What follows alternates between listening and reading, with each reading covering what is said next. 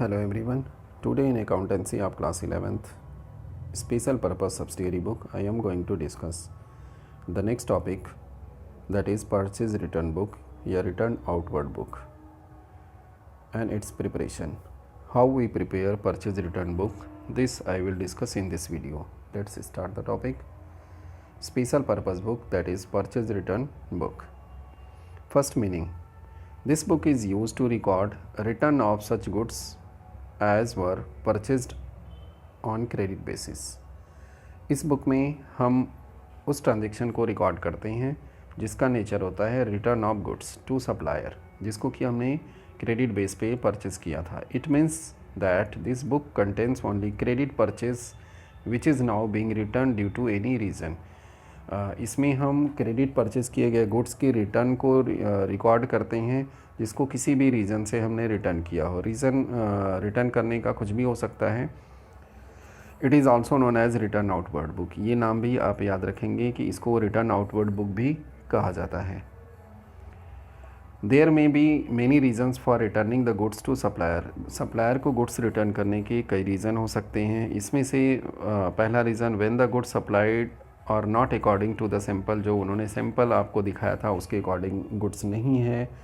When the goods are not according to the order, जब goods order के according नहीं होगा तो भी रिटर्न किया जाएगा. The quality of goods supplied is inferior, जो क्वालिटी उन्होंने सप्लाई किया वह अच्छी क्वालिटी का नहीं, इन्फीरियर टाइप ऑफ गुड्स है.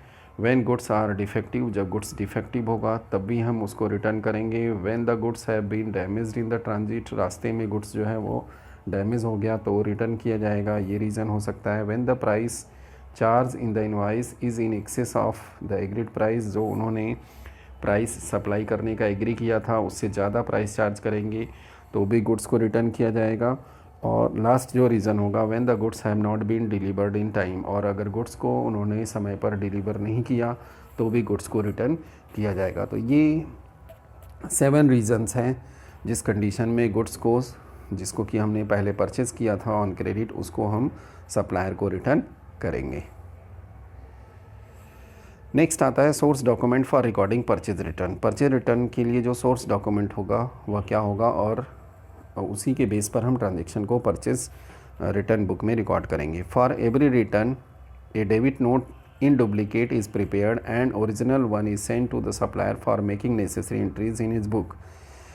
एक डेबिट नोट डॉक्यूमेंट को तैयार किया जाएगा. यहाँ पे जब भी परचेज रिटर्न किया जाएगा तो डेबिट नोट बनाया जाएगा और ये डुप्लीकेट फॉर्म में बनाया जाएगा, और इसकी जो ओरिजिनल कॉपी है वह सप्लायर को गुड्स के साथ भेजी जाएगी, जिसके आधार पर सप्लायर अपनी बुक्स में एंट्री करेगा. द सप्लायर में also prepare a note which is called credit note, और सप्लायर इसके रिवर्स में जो बनाएगा उसको क्रेडिट नोट कहा जाएगा, जिसकी कॉपी जो है हमें प्रोवाइड करेगा, मीन्स रिटर्न करने वाले को प्रोवाइड किया जाएगा. The source document for recording entries in purchase return journal is generally A debit note. जो सोर्स डॉक्यूमेंट होता है उसको हम डेबिट नोट कहते हैं. यहाँ पे a debit note will contain the name of the party to whom goods have been return. Debit note में हम उस पार्टी का नाम लिखते हैं जिसको कि हम गुड्स को रिटर्न करते हैं, मीन्स सप्लायर का नाम लिखा जाएगा. Details of the goods return and the reason for returning the goods, उस सभी गुड्स का डिटेल लिखा जाएगा जिसको हम रिटर्न करेंगे,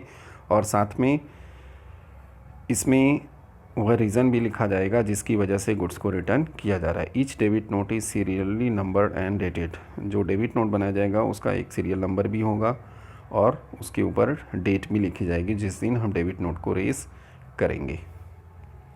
तो ये हमारा सोर्स जो डॉक्यूमेंट है वह डेबिट नोट है, जिसके बेस पर हम ट्रांजेक्शन को रिकॉर्ड करेंगे. अब डेबिट नोट की मीनिंग देखते हैं.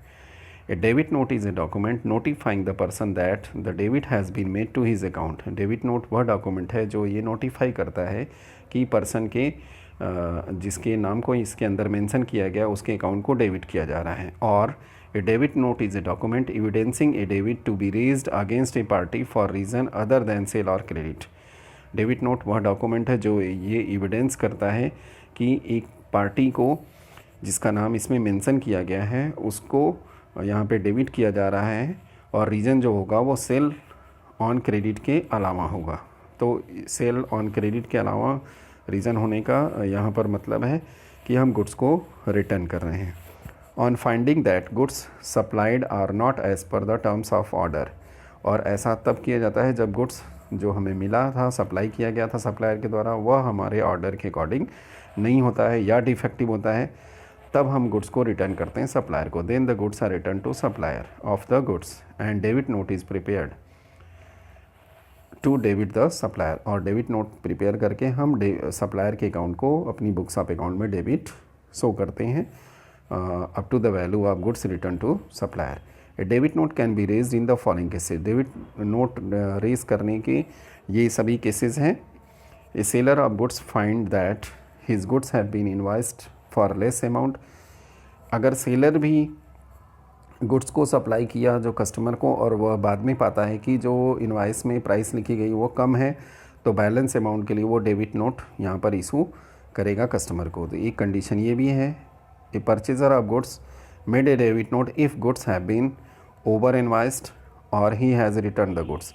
और एक परचेज़र, एक बायर भी डेबिट नोट को रेज करेगा, जैसा कि इस कंडीशन में हम डिस्कस कर रहे हैं इस समय, कि गुड्स को या तो आप रिटर्न करते हैं सप्लायर को, या जो गुड्स की प्राइस है जो सप्लायर ने यहाँ पे चार्ज किया है उन्होंने ओवर चार्ज कर दिया है, तो उस कंडीशन में भी बायर जो होगा, परचेज़र जो होगा, वह डेबिट नोट इशू करेगा, डेबिट नोट को प्रिपेयर करके उनको इशू करेगा। Seller has allowed a lower discount. और सेलर ने अगर लोअर डिस्काउंट दिया है, डिस्काउंट कम दिया, तो उस कंडीशन में भी डेबिट नोट इशू किया जाएगा। तो ये 3 मेजर कंडीशंस हैं जब हम डेबिट नोट को रेज करते हैं। अब आगे बढ़ते हैं। डेबिट नोट का स्पेसिमेन, जो डेबिट नोट बनाया जाएगा कुछ इस तरह से, यहाँ पर जो भी इशूइंग फॉर्म होगा, बिजनेस होगा, उसका नाम होगा, उसका एड्रेस होगा, डेट ऑफ इशू होगा, यहाँ पर डेबिट नोट का नंबर होगा, बीच में यहाँ पे बोल्ड लेटर्स में डेबिट नोट लिखा रहेगा प्रिंटेड, यहाँ पे सप्लायर का नाम लिखा जाएगा जिसको कि गुड्स को रिटर्न किया जा रहा है, और उसका जो भी सोर्स डॉक्यूमेंट होगा, यहाँ पे चालान नंबर वगैरह जैसे जिसके थ्रू हम गुड्स को रिटर्न करते हैं, तो ये लिखा जाएगा। और यहाँ पे पूरा रीज़न लिखा जाएगा, वैल्यू लिखा जाएगा, और यहाँ पे signature of the manager with the date होगा। जो भी बायर होगा वहाँ उसके द्वारा बनाया जाएगा, तो उसका सिग्नेचर होगा, या उसके मैनेजर या अथॉराइज्ड पर्सन का यहाँ पे सिग्नेचर होगा। तो इस तरीके से हम डेबिट नोट का प्रिपरेशन करते हैं। अब हम इसके फॉर्मेट की बात करेंगे। तो फॉर्मेट बिल्कुल परचेज़ बुक की तरह है, लेकिन इसमें सिर्फ एक कॉलम में जो हम इनवॉइस नंबर लिखते हैं वहाँ पर चेंज होगा। जैसे आप देख पा रहे हैं, यहाँ डेट है, नेम ऑफ द सप्लायर है, उसके अकाउंट को यहाँ पे डेबिट किया जाएगा, और ये डेबिट नोट, जबकि परचेज़ बुक में आपने देखा था वहाँ पे इनवॉइस नंबर था। फिर यहाँ पे LF details, purchase return, purchase की जगह परचेज रिटर्न हो गया, input CGST, input SGST, input IGST और टोटल अमाउंट। ये कॉलम बिल्कुल सेम है जैसा कि परचेज़ बुक में है। चेंज क्या हुआ, परचेज़ की जगह परचेज रिटर्न हो गया, इनवॉइस की जगह डेबिट नोट नंबर हो गया, और सप्लायर के अकाउंट को यहाँ पे डेबिट किया जाएगा, जबकि परचेज़ बुक में सप्लायर के अकाउंट को हम क्रेडिट करते हैं। तो इस तरीके से हम परचेज़ रिटर्न बुक का फॉर्मेट बनाएंगे, और इसमें जो भी गुड्स रिटर्न किया जाएगा उस ट्रांजेक्शन को, उसकी पूरी वैल्यू को 1 by 1 हम यहाँ पे लिखेंगे। Now see one question on this. Enter the following transactions in the purchase return book of Govind traders new Delhi assuming CGST 6% and SGST 6%। इस क्वेश्चन को हमने DK गोयल की बुक से लिया हुआ है। इसमें आप देख पा रहे हैं जून 15, 2017 को return goods to Radha Krishna and sons new Delhi 20,000, trade discount 10%, debit note number ये दिया गया। ठीक है, जो हमारा ट्रेडर है गोविंद ट्रेडर, ये भी दिल्ली के हैं, और ये रिटर्न भी हम दिल्ली के अंदर कर रहे हैं। तो यहाँ पे आप ध्यान रखेंगे CGST और SGST एप्लीकेबल होगा। फिर है return goods to Gopal sons new Delhi, ये भी न्यू दिल्ली के हैं, अगेन CGST SGST एप्लीकेबल होगा। As goods were not according to the sample के अकॉर्डिंग नहीं था, इसलिए लौटाया गया। Debit number 141। Next is allowance claimed from रघुवीर Prasad New Delhi on account of mistake in the invoice 10,000, debit note number 145। अब इन तीनों ट्रांजेक्शन को हम परचेज रिटर्न बुक में रिकॉर्ड करेंगे। देखिए, सबसे पहले यहाँ पे June 15 Radha Krishnan and sons new Delhi, trade discount 10% था, जो वैल्यू है ये डेबिट नोट नंबर लिखा। 20,000 पे 10% डिस्काउंट पहले माइनस किया, 18,000 आया। CGST SGST 6%, 18,000 का 1,018, 1,018, टोटल वैल्यू 20,160। अब इसको सेपरेट कॉलम में, तो परचेज रिटर्न की जो वैल्यू है ये 18,000 है।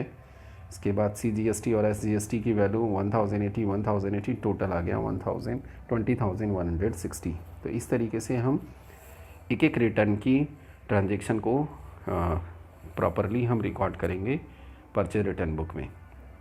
दूसरा ट्रांजैक्शन जून 20, डेट लिखा गोपाल सन्स न्यू दिल्ली और 141, वैल्यू था 50,000। GST इसके ऊपर ऐड किया 3,000, टोटल हुआ 56,000। सेपरेटली लिखेंगे 50,000 परचेज रिटर्न में, 3,000 CGST SGST, total 56,000। Again third transaction June 25, Raghubir Prasad New Delhi, ये टोटल अमाउंट था 10,000 और debit note number 145। CGST add किया, SGST ऐड किया 6%, 600, टोटल हुआ 11,200। अब हम इसका सेपरेट इंडिविजुअल टोटल करेंगे। तो रिटर्न की वैल्यू जो है ये 10,000 ट्रांजेक्शन की, इसके बाद 600 हमारा CGST और SGST है, टोटल 11,200। तो इस तरीके से रिकॉर्ड किया। अब हम इसका सभी का इंडिविजुअल कॉलम का टोटल करेंगे। जैसा आप देख पा रहे हो टोटल में 78,000 परचेज रिटर्न की टोटल दिख रही है। इसके बाद CGST 4,680, अगेन SGST भी 4,680 और 87,360 final total of including GST। तो इस तरीके से हम परचेज रिटर्न बुक को प्रिपेयर करेंगे। यहाँ ध्यान रखेंगे परचेज रिटर्न का दूसरा नाम जो है रिटर्न आउटवर्ड बुक है। तो एग्ज़ाम में कभी कभी रिटर्न आउटवर्ड भी पूछा जाता है, तो आप कंफ्यूज नहीं होंगे, ये परचेज रिटर्न बुक ही है। अब आपको एक होम असाइनमेंट है, इस क्वेश्चन की स्क्रीनशॉट लेकर के आपको इसका सलूशन बना करके जो है सबमिट करना है। ठीक है, आई होप आपको परचेज रिटर्न बुक का कॉन्सेप्ट, उसकी प्रिपरेशन के तरीके, फॉर्मेट और जो न्यूमेरिकल क्वेश्चन हमने डिस्कस किया उसके पैटर्न को प्रेजेंट करने का समझ में आया होगा। Thank you very much for watching this video. Keep watching, like and share.